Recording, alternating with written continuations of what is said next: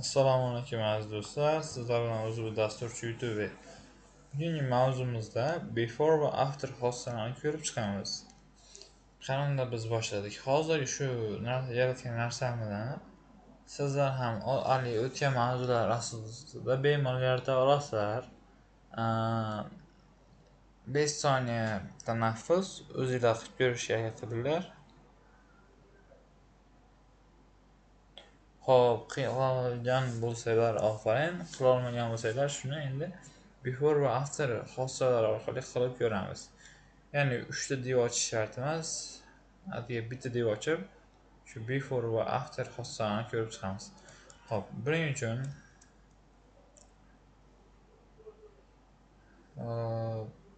aytaylik Ctrl B da bosib, bu yerda main.html deb ochib olamiz. Emas. Mouse degan. Oddiy. Hop, shift word bosamiz. Shu bo'lim paydo bo'ladi. Nuqta wrapper. Ichida aytaylik nuqta box. Aytaylik shunday h1 ichida before va after va open with lifesaver deb o'tamiz. Mana bizda chiqdi. Hop. Birinchi o'rinda bodyga rang beramiz ekan. Va o'rtaga kelamiz. Style CSS ishlash uchun hop this will flex bodyga beramiz. Flex enimda yonmayapti. Joystick handle center markaziga kelsin. Alignment center. Min height bo'lsa, ya'ni 100 vch. Yani kichik bo'yiga deganda o'rtasiga 100% bo'lyapti. 100 vch degani. Margin bo'lsa 0. Hop, yaxshi. Endi background color, background linear gradient 160 diagonal. Hop, bizda birinchi bo'lib aqua ekan. Aqua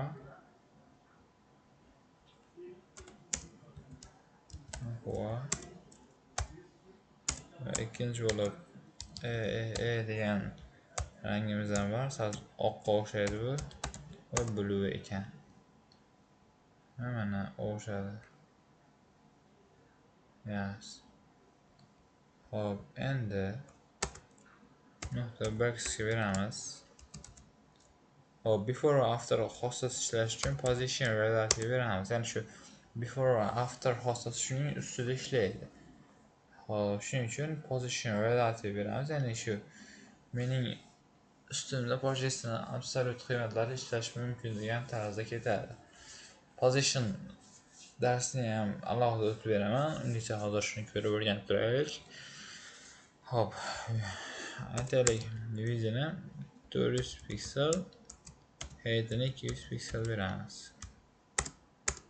Background color yellow. Yani arka fonu yellow.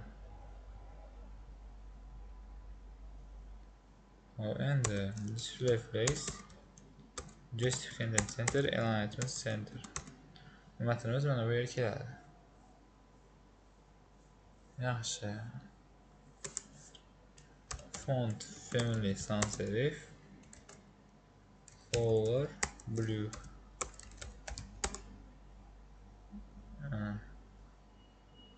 Hop, yaxshi. Endi biz birinchi o'rinda position box'ini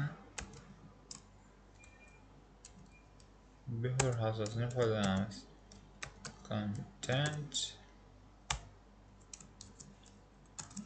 Content deb ochamiz va shu yerga endi beramiz. Bizga 100%, ya'ni shu elementimizni oxirigacha borishini ta'minlab beradi. Height'ga 4 piksel. Background color bo'lsin. Hop, nima ekan? red ekan. Red yani qizil degani. Hop, tab yuqoridan no.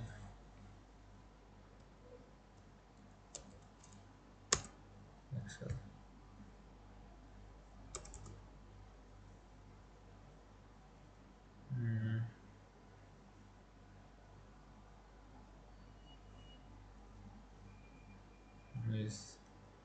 Ha, bu yerga endi position absolute qiymatini beramiz. Evet, erişirsek mana. Endi bottomni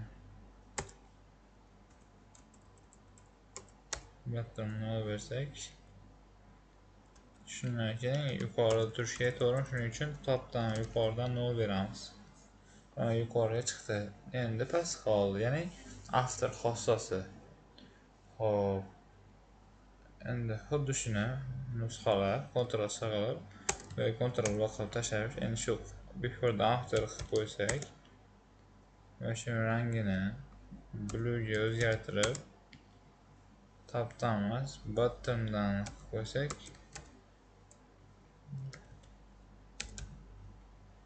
mana biriga bir o'xshadi. Hech qanday farqi yo'q. Ko'rasizmi? Hop, before va after o'zbekchasiga tarjima qilganda before degani oldin degani, after degani keyin degani shunaqa ma'noni anglatadi. Hop, before va after qoidalarini bilib oldingiz degan umiddaman. Bu videoni ko'p marta ko'rib, o'zinglar ham ko'p marta shu loyihani qilishga harakat qilinglar. Sizlarni o'zi bu dastur uchun like emasdan bosinglar. Hammaga kattakon rahmat.